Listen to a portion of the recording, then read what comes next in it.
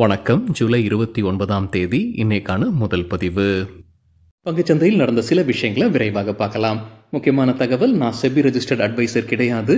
நம்ம சேனல்ல இருந்து எப்போதுமே ஸ்டாக் ரெக்கமெண்டேஷன்ஸ் கிடையாது.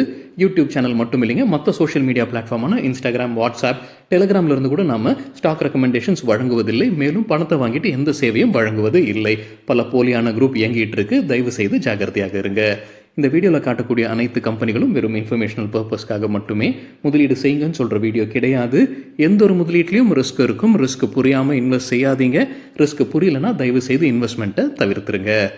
நம்ம ருபி டிரைவர் சேனலை ஆதரிக்கிற அனைத்து நல்ல உள்ளங்களுக்கும் நன்றி. சில இண்டிவிஜுவல் ஸ்டாக்ஸ் மற்றும் செய்திகள் விரைவாக பார்க்கலாம். நேற்று வீடியோவில் நம்ம செய்தி பார்த்துருந்தோங்க. அல்ட்ராடெக் சிமெண்ட் இந்தியா சிமெண்ட்ஸில் கூடுதலாக ஸ்டேக் வாங்குவதற்கான வாய்ப்பு இருக்குன்னு எக்கனாமிக் டைம்ஸில் தகவல் வந்தது. இப்போ என்ன அப்டேட்? அதிகாரப்பூர்வ அறிவிப்பு 2 கம்பெனிகளும் வெளியிட்டிருக்கிறாங்க. அல்ட்ராடெக் சிமெண்ட்டுடைய போர்டு ஒப்புதல் வழங்கியிருக்கிறாங்க. இந்தியா சிமெண்ட்ஸில் கூடுதல் ஷேர் வாங்குவதற்கு குறிப்பாக ப்ரொமோட்டர் மற்றும் ப்ரொமோட்டர் குரூப்ஸுடைய ஷேர்ஸை வாங்குறாங்க. 32.7% ஸ்டேக், அதாவது 6.8 கோடி ஈக்விட்டி ஷேர்ஸ். இந்தியா சிமெண்ட்ஸுடைய ப்ரொமோட்டர் குரூப் தான் முன் வந்து அந்த ஷேர்ஸை விற்பனை செய்கிறாங்க. அல்ட்ராடெக்கை அவங்க தான் நாடி பேச்சுவார்த்தை நடத்தியிருக்கிறாங்க. இப்போ அல்ட்ராடெக் வந்து முடிவெடுத்திருக்கிறாங்க. 32.7% ஸ்டேக் வாங்குவதற்கு என் ஸ்ரீனிவாசன் உட்பட ப்ரொமோட்டர் குரூப் கிட்ட இருந்து ஷேர்ஸை வாங்குறாங்க.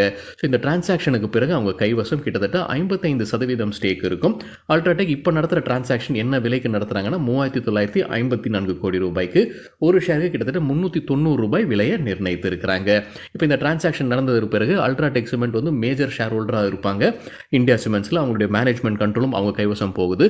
புது மேனேஜ்மெண்ட் வரதுனால செபியுடைய விதிகள் படி புதிதாக அவங்க 26% ஸ்டேக் ஓப்பன் ஆஃபர் வழங்க வேண்டும் பப்ளிக் ஷேர் ஹோல்டர்ஸ் கிட்ட இருந்து ஷேர்ஸை வாங்குவதற்கு. அதற்கு என்ன விலை நிர்ணயித்திருக்கிறாங்க? 390 ரூபாய், அதாவது 8.05 கோடி ஈக்விட்டி ஷேர்ஸை வாங்குவதற்கு, பப்ளிக் ஷேர் ஹோல்டர்ஸ் கிட்ட இருந்து வாங்குவதற்கு அவங்க நிர்ணயித்திருக்கிற விலை ஒரு ஷேருக்கு 390 ரூபாய். முந்தின க்ளோசிங்லேருந்து ஒப்பிட்டு பார்க்கும்போது 4% கூடுதலாக விலையை நிர்ணயித்திருக்கிறாங்க. எக்கனாமிக் டைம்ஸில் அந்த செய்தி நேற்று வீடியோவில் நம்ம பார்க்கும்போது அவங்க சொல்லியிருந்தது 400லேருந்து 430 ரூபாய் விலையை நிர்ணயிப்பதற்கான வாய்ப்பு இருக்குன்னு சொல்லியிருந்தாங்க இந்த ஓப்பன் ஆஃபருக்கு. இப்போ அவங்க நிர்ணயித்திருக்கிற விலை வந்து 390 ரூபாய். அல்ட்ராடெக் சிமெண்ட் இந்தியா சிமெண்ட்ஸை டேக் ஓவர் பண்ணாங்கன்னா சிஎஸ்கே யார் கைவசம் போகும்? ஐபிஎல் டீமான சென்னை சூப்பர் கிங்ஸுடைய ஓனர்ஷிப் மாறுதா அப்படின்ற கேள்விக்கு என்டிடிவி ப்ராஃபிட்டில் விளக்கம் கொடுத்துருக்காங்க. ஓனர்ஷிப்பில் எந்த மாற்றமும் இல்லை. என் ஸ்ரீனிவாசன் மற்றும் அவருடைய குடும்பத்தினர் தான் சிஎஸ்கேவுடைய ஓனர்ஸாக அவங்க தொடர்றாங்க. 2015ஆம் ஆண்டில் இந்தியா சிமெண்ட்ஸ் கைவசம் இருந்த சிஎஸ்கே தனி கம்பெனியாக அவங்க மாற்றினாங்க. அதற்கு என்ன காரணம்னா, அப்போ பிசிசிஐடைய தலைவராக என் ஸ்ரீனிவாசன் இருந்திருக்கிறாரு. கான்ஃப்ளிக்ட் ஆஃப் இன்ட்ரெஸ்ட் காரணமாக அவர் இந்தியா சிமெண்ட்ஸ் கைவசம் இருந்த சிஎஸ்கேவை தனி கம்பெனியாக மாற்றி இந்தியா சிமெண்ட்ஸுடைய ஷேர் ஹோல்டர்ஸ்க்கு அப்படியே என்ன ஷேர்ஸ் இந்தியா சிமெண்ட்ஸில் வைத்திருந்தாங்களோ அப்படியே மிரர் இமேஜாக அதே ஷேர்ஸுடைய எண்ணிக்கை சிஎஸ்கேக்கும் வழங்கியிருந்தாங்க. சிஎஸ்கே கம்பெனி ஷேர் ஹோல்டர்ஸ்க்கும் வழங்கியிருந்தாங்க. அந்த நேரத்தில் என் ஸ்ரீனிவாசன் மற்றும் குடும்பத்தினர் கைவசம் 29% ஸ்டேக் சிஎஸ்கேல இருந்தது. தொடர்ந்து அவங்களுக்கு அந்த கான்ஃப்ளிக்ட் ஆஃப் இன்ட்ரெஸ்ட் பிரச்சனை வந்துட்டு இருந்தனால அவங்களுடைய ஷேர்ஸ், அதாவது ஸ்ரீனிவாசன் அவங்களுடைய குடும்பத்தினுடைய ஷேர்ஸ் ஒரு ட்ரஸ்ட்டுக்கு மாற்றினாங்க. அதுக்கப்புறம் அவர் அந்த பொறுப்பில் தான் வந்ததுக்கு பிறகு, வெளியேறினதுக்கு, பிசிசிஐ பொறுப்பில் தான் வெளியேறினதுக்கு பிறகு மறுபடியும் அவங்க கைவசமே அந்த ஸ்டேக் போயிருக்கு சிஎஸ்கேது. ஸோ சிஎஸ்கே ஓனர்ஷிப்பில் எந்த மாற்றமும் இல்லைன்னு என்டிடிவி ப்ராஃபிட்டில் விளக்கம் கொடுத்துருக்குறாங்க. டெக் மஹிந்திரா குவார்ட்டர்லி ரிசல்ட்டுக்கு பிறகு புரோக்கிங் கம்பெனிஸ் என்ன ரேட்டிங் டார்கெட் கொடுத்துருக்காங்க? 1540 க்ளோஸ் ஆகியிருக்க முந்தின close. IDBI capital hold rating கொடுத்துருக்காங்க. எதிர்பார்க்குற டாரட் ப்ரைஸை உயர்த்தி இருக்கிறாங்க. 1265லேருந்து 1512 உயர்த்தி இருக்கிறாங்க. Motilal Oswal financial services neutral rating கொடுத்துருக்காங்க. அவங்க சொல்லியிருக்கிற டார்கெட் ப்ரைஸ் 1470, முன்ன சொல்லியிருந்தது 1355. நொமுரா ரிசர்ச் பை ரேட்டிங் கொடுத்துருக்காங்க. எதிர்பார்க்குற டார்கெட் 1600 ரூபாய். 46 அனலிஸ்ட் கவரேஜ் கொடுத்துருக்காங்க டெக் மஹிந்திராவில். அதில் 21 பேர் பை ரேட்டிங்கும், 11 பேர் ஹோல்ட் ரேட்டிங்கும், 14 பேர் செல் ரேட்டிங்கும் கொடுத்துருப்பதாக சொல்லியிருக்கிறாங்க. HDFC பேங்க் தரப்புல வந்து ஒரு அப்டேட் இருக்கு. மார்னிங் கான்டெக்ஸ்ட்ன்ற பத்திரிகையில் வந்து ஒரு செய்தி குறித்து விளக்கம் கொடுத்துருக்காங்க. ஜூலை 26ஆம் தேதி மார்னிங் கான்டெக்ஸ்ட்ல வந்த செய்தி என்னன்னா, HDFC வங்கி அவங்களுடைய பில்டர் லோன் 1 ட்ரில்லியன் மதிப்பு அதை விற்பனை செய்வதற்கான வாய்ப்பு உள்ளதாக சொல்லியிருக்கிறாங்க. அந்த செய்தியில் இது முற்றிலும் தவறான செய்தின்னு HDFC பேங்க் இப்போ அதிகாரப்பூர்வ ப்ரெஸ் ரிலீஸ் வெளியிட்டிருக்கிறாங்க. அந்த ப்ரெஸ் ரிலீஸ்ல அவங்க கூடுதலாக என்ன சொல்லியிருக்கிறாங்கன்னா, ஜூலை 25ஆம் தேதி மார்னிங் கான்டெக்ஸ்ட் கிட்ட இருந்து சில கேள்விகள் வந்தது. அதற்கு நாங்கள் விளக்கம் இமெயில் வழியாக ஜூலை 25ஆம் தேதி வழங்கி இருக்கிறோம். இருந்தாலும் ஜூலை 26ஆம் தேதி அவங்க இதை பப்ளிஷ் பண்ணியிருக்கிறாங்க. இது முற்றிலும் தவறான செய்தின்னு HDFC பேங்க் விளக்கம் கொடுத்திருக்கிறாங்க. இண்டஸ்இண்ட் பேங்க் குறித்து மணி கண்ட்ரோல்லேருந்து கிடைத்த ஒரு தகவல், நிதியாண்டு 2025 அவங்களுடைய வளர்ச்சி 18லிருந்து 23% இருக்க வேண்டும்ன்ற இலக்கு வைத்திருப்பதாக அப்டேட் கொடுத்துருக்காங்க. குவார்டர்லி ரிசல்ட்டும் வெளியிட்டிருக்காங்க. டேட்டா கிடைத்தது மணி கண்ட்ரோலிருந்து. நெட் இன்ட்ரெஸ்ட் இன்கம் 5408 கோடி ரூபாய், இயர் ஆன் இயர் 11% அதிகரிச்சிருக்கு. நெட் ப்ராஃபிட் 2171 கோடி ரூபாய், இயர் ஆன் இயர் 2% அதிகரிச்சிருக்கு. Net interest margin 4.25%, year on year compare பண்ணும்போது 4 பேசிஸ் பாயிண்ட்ஸ் கீழே போயிருக்கு. கிராஸ் நான் பர்ஃபார்மிங் அசட்ஸ் 2.02%, போன வருடம் இதே குவார்ட்டரில் 1.94% இருந்தது. நெட் என்பிஏ 0.6%, போன வருடம் இதே குவார்ட்டரில் 0.58% இருந்தது. ராஜு இன்ஜினியர்ஸ் போனஸ்க்கான ரெக்கார்ட் டேட்டா அறிவிச்சிருக்காங்க. போனஸ் பின்னணி ஒரு ஷேர் போனஸாக கொடுக்குறாங்க. ஒரு ஷேர் வைத்திருந்தால் அதற்குரிய ரெக்கார்ட் டேட் இப்போ அறிவிச்சிருக்கிறாங்க ஆகஸ்ட் 8ஆம் தேதி. ஜென் டெக்னாலஜிஸ் குவார்டர்லி ரிசல்ட்டை அறிவிச்சிருக்கிறாங்க. ஸ்டாண்டலோன் ரெவன்யூ கிட்டத்தட்ட 92% அதிகரிச்சிருக்கு. எண்ணிக்கை 254 கோடி ரூபாய். ப்ராஃபிட் ஆஃப்டர் டேக்ஸ் 74 கோடி ரூபாய், இயர் ஆன் இயர் 57% அதிகரிச்சிருக்கு. சிவா சிமெண்ட் தற்போது அப்டேட் இருக்கு. பூஷன் பவர் அண்ட் ஸ்டீல் லிமிடெடுடைய ஒடிசாவில் இருக்கிற கிரைண்டிங் யூனிட்டை வாங்குறாங்க 380 கோடி ரூபாய்க்கு.